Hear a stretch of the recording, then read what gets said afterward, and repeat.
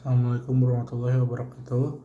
Perkenalkan, nama saya Rizaldi Ahmad dari Departemen Survei dan Perencanaan Divisi Project PT Radio Sukses Propertindo. Pada kesempatan kali ini, untuk video pembelajaran kali ini, saya akan memberikan penjelasan tentang memaparkan materi tentang pengambilan keputusan, faktor-faktor yang membuat menjadi pertimbangan dalam pengambilan suatu keputusan, mulai dari keputusan pribadi hingga bisnis.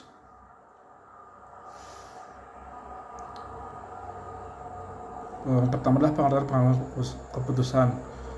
Pengambilan keputusan adalah proses mental di mana individu atau kelompok memilih satu opsi dari beberapa alternatif berdasarkan pertimbangan berbagai faktor.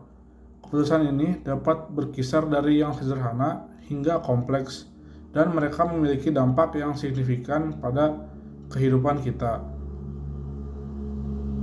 Kemudian ada langkah-langkah dalam pengambilan keputusan. Ada beberapa langkah yang umumnya terlibat dalam pengambilan keputusan. Yang pertama, identifikasi masalah. Langkah pertama adalah mengidentifikasi masalah atau situasi yang memerlukan keputusan. Ini melibatkan pemahaman yang mendalam tentang situasi atau masalah yang dihadapi. Kedua, mengumpulkan informasi. Dalam langkah ini, kita perlu mengumpulkan informasi yang relevan tentang masalah tersebut. Ini bisa melibatkan riset, pengumpulan data, atau konsultasi dengan beberapa ahli. Kemudian, identifikasi alternatif. Setelah memiliki informasi yang cukup, kita dapat mengidentifikasi berbagai alternatif yang mungkin untuk menyelesaikan masalah tersebut. Selanjutnya, evaluasi alternatif.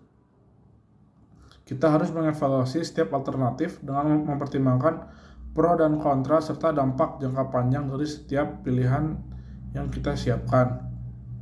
Kemudian ada faktor-faktor pengambilan keputusan. Beberapa faktor yang mempengaruhi pengambilan keputusan meliputi yang pertama, nilai dan tujuan pribadi. Nilai-nilai dan tujuan pribadi berperan penting dalam menentukan keputusan seseorang. Keputusan yang diambil biasanya mencerminkan apa yang dianggap penting oleh individu tersebut. Kemudian, informasi dan pengetahuan. Tingkat pengetahuan tentang masalah atau situasi dapat mempengaruhi keputusan. Informasi yang lebih baik dapat mengarah pada keputusan yang lebih baik pula. Dan juga sebaliknya, informasi yang buruk dapat mengarah kepada keputusan yang buruk juga. Kemudian ada resiko dan sikap. Orang sering harus mengevaluasi sejauh mana mereka bersedia mengambil suatu resiko dalam pengambilan keputusannya. Ini bisa berkaitan dengan aspek keuangan, sosial, ataupun juga pribadi individu. Kemudian ada strategi pengambilan keputusan. Ada beberapa strategi yang dapat digunakan dalam pengambilan keputusan.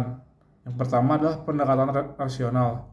Pendekatan ini melibatkan penggunaan data dan analisis logis untuk memilih alternatif terbaik berdasarkan fakta-fakta yang ada. Selanjutnya, intuisi. Terkadang keputusan diambil berdasarkan perasaan ataupun intuisi. Meskipun tidak selalu dapat dijelaskan secara logika atau hal yang logis, intuisi dapat menjadi alat yang kuat dalam pengambilan keputusan. Nah, biasanya intuisi ini muncul karena kita sering menghadapi suatu masalah. Karena terlatih, maka akan muncul suatu intuisi. Kemudian pengambilan keputusan dalam konteks bisnis organisasi. Pengambilan keputusan juga sangat penting dalam konteks bisnis dan organisasi. Dalam lingkungan ini, keputusan dapat mempengaruhi kinerja perusahaan, rencana strategis, dan pencapaian tujuan. Beberapa faktor utama yang perlu dipertimbangkan dalam bisnis meliputi kepemimpinan. Keputusan seringkali dibuat oleh pimpinan atau orang yang memanage. Kemampuan mereka dalam mengambil keputusan yang tepat dapat memiliki dampak besar pada organisasi atau tempat mereka bekerja. Kemudian, pertimbangan etika. Pengambilan keputusan bisnis juga harus mempertimbangkan pertimbangan etika, termasuk dampak sosial dan juga lingkungan. Selanjutnya, pengambilan keputusan di era digital.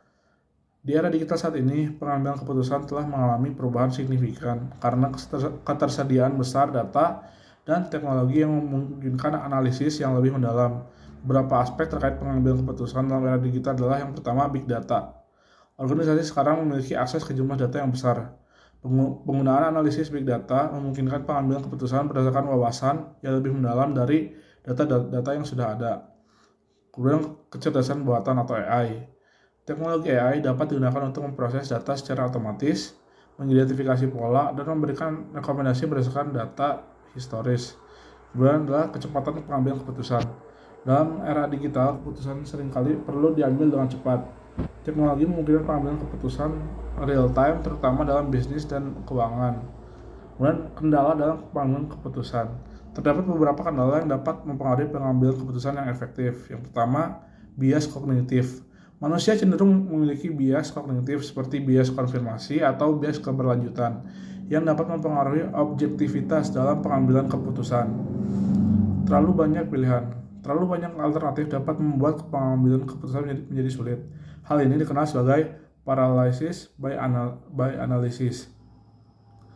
Kemudian yang ketiga, ketidakpastian. Beberapa keputusan harus diambil dalam situasi ketidakpastian di mana hasilnya tidak dapat diprediksi dengan pasti. Kesimpulannya, pengambilan keputusan adalah proses penting dalam kehidupan kita, mempengaruhi hasil dari tugas sehari-hari hingga keputusan bisnis strategis. Ini melibatkan identifikasi masalah, pengumpulan informasi, evaluasi alternatif, dan akhirnya pemilihan opsi yang paling cocok. Di era digital, teknologi seperti big data dan kecerdasan buatan memainkan peran penting dalam membantu pengambilan keputusan yang lebih baik. Namun, kesadaran akan bias kognitif dan kendala lainnya juga penting untuk menghindari kesalahan dalam pengambilan suatu keputusan. Penting untuk diingat bahwa tidak ada metode pengambilan keputusan yang satu ukuran cocok untuk semua situasi. Setiap keputusan harus dievaluasi berdasarkan konteksnya sendiri dan seringkali melibatkan pertimbangan etika dan juga nilai-nilai pribadi yang dijunjung oleh suatu individu. Sekian untuk video pembelajaran minggu kali ini. Mohon maaf bila ada kata yang salah. Wabillahi taufiq wal hidayah. Wassalamualaikum warahmatullahi wabarakatuh.